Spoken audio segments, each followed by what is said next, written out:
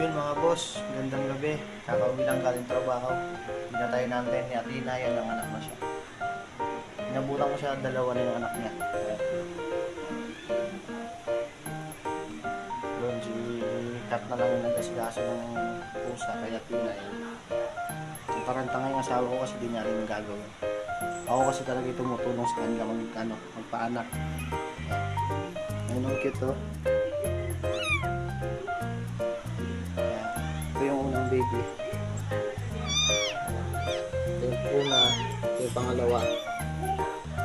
Update ko na lang kayo sa iba. Ito pang video. Maya maya. Tignan natin. Yan mga boss. 3 na yung nailabas niya. Hintay-hintay pa tayo. Dati kasi nanganak to siyam. Tapos 8.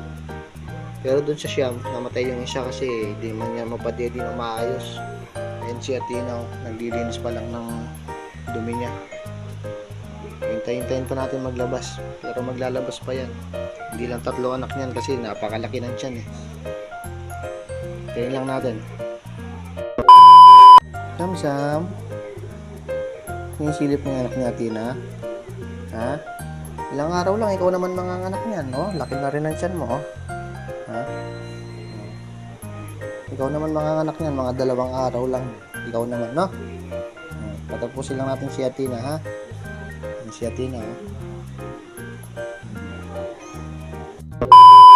Yan mga boss, grabe, hingal na hingal siya, oh. Laki kasi ng tiyan yan, mga boss. Kaya hindi ako naniniwala ng 3 lang yan. Grabe, oh.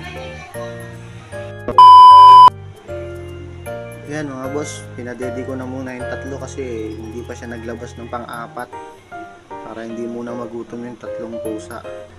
Pero ang laki pa ng tiyan niya mga boss, yan o. May gumagalaw-galaw pa sa loob, kita ba? Yan o. May bumubukol pa kasi, kaya hindi lang po yan 3. Maglalabas pa yan, maya maya lalabas pa yan. Tayin-tayin lang natin mga boss. Yan mga boss, may lumabas pa na isa. Kaya mabilis kong tinanggal yung 3. Kasi biglang tayo ni Athena. Yun na, nakalabas na. Tinanggal ko yung 3 kasi baka maapakan ni Athena, madaganan niya. Sayang naman, mamatay lang. Yan, nililinisan pa lang niya. Ayan, kita ba? Yan. Hello baby. Yan na. Dahil nakaapat na tayo mga boss. Tayin-tayin pa natin, meron pa yan. Yan mga boss, time check tayo. 8:40 PM. Ayun, magtatatlong oras na siya dyan. Nag-start siyang manganak alas 5. Ngayon lang siya tumagal sa panganganak sa ganyan. Pero ayan mga boss, may palabas na namang isa. Bali 5 na yan. Yan. Labas mo natin na.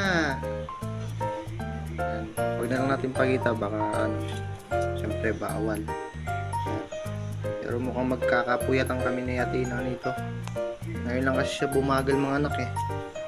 Dati bilis lang. So abang-abang na lang muna hanggang mamaya kung ilan yung magiging anak ni Athena. Yun mga boss, kaya nga sinabi mo kanina, magkakapuyatan kami dalawa ni Athena. Dahil nag-start siyang mga anak na 5 ng hapon, mag-aalauna na ng madaling araw ngayon. 5 lang talaga yung nilabas niya. Ayan, 5 lang nilabas niya. Ito, 1, 2, 3, 4, 5. 7 hours. 5 pusa.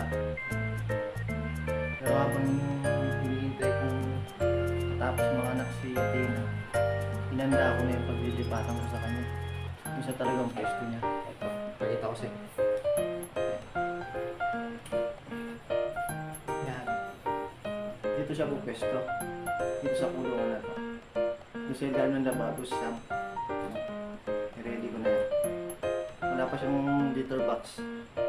O yung bus na siya dudumi. Kaya hindi ko muna siya may lipat dito.